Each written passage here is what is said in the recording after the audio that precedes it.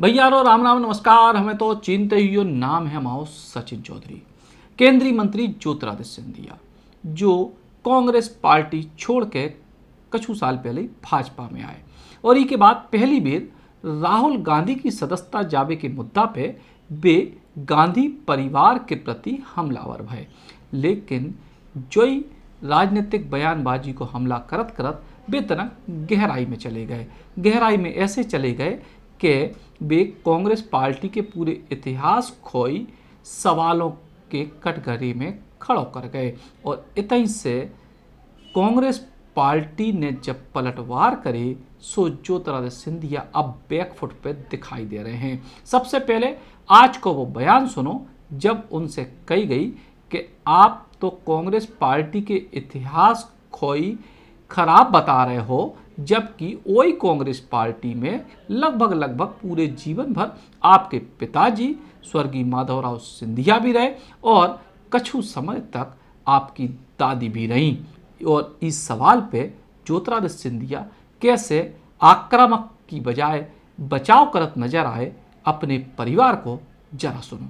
कांग्रेस में रहे हो, चाहे बीजेपी में रहे हो, चाहे मेरी दादी रहे हो, चाहे मेरे पूज्य पिताजी रहे हो, चाहे मैं रहा हूँ, हमारी एक ही मंशा है, एक ही सोच है, एक ही विचारधारा है और वो है जनता का विकास, जनता की सेवा और एक सेवक के रूप में कार्य करने की। और उसी मंशा के साथ पिछले 20 वर्ष मैंने कार्य किया है और आप लोगों के आशीर्वाद और ग्वालियर की जनता के आशीर्वाद से उसी तरह जीवन के आखिरी सांस तक में कार्य करने की कोशिश करूँगा। अब भैया आपने सुन ली कि की तरीके से ज्योतिरादित्य सिंधिया के तेवर तनक ठंडे आ गए, जो तेवर 2 दिन पहले गर्म आ रहे थे।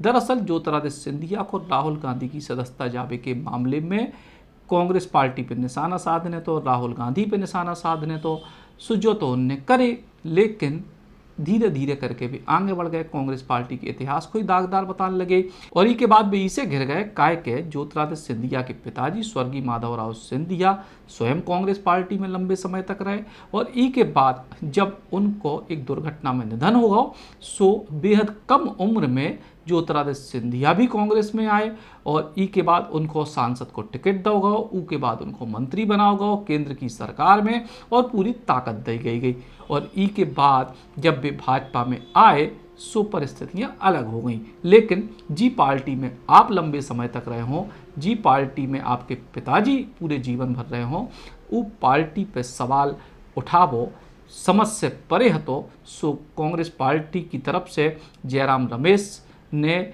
सिंधिया परिवार के 1857 के इतिहास से लेकर कई सारी लंबी चीज़ें बताई।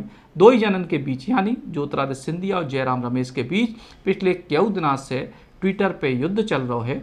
मध्य प्रदेश के कांग्रेस नेता भी ज्योतिरादित्य सिंधिया पे हमलावर हैं। किसी को दूसरे के घर पर पत्थर फेंकने के पहले अपना घर कांच का नहीं रखना चाहिए। यूं तो राजनीतिक बयानबाजी, राजनीतिक आरोप प्रत्यारोप कोनो बहुत बड़ी बात नहीं है, जो तो सियासत को एक तरीके से नियम कायदा है, लेकिन जब आप लंबे समय तक कोनो पार्टी में रहे हों और ऊ के बाद ऊ पार्टी के इतिहास पे सवाल उठाओ तो सवालों की उंगली आपकी तरफ भी जरूर उठत। जो ही हाल फिलहाल ज्योतिरादित्य सिंधिया के संग हो रहा। Ram Ram. Eklavya University Damoh will guide you towards a bright future. 28 acres of lush green campus, largest campus of Bundelkhand, experienced and dedicated faculty. 50 future-ready courses taught in 12 different schools, separate courts and ground for sport, fully equipped lab and workshop, safe and fully equipped separate hostel for girls.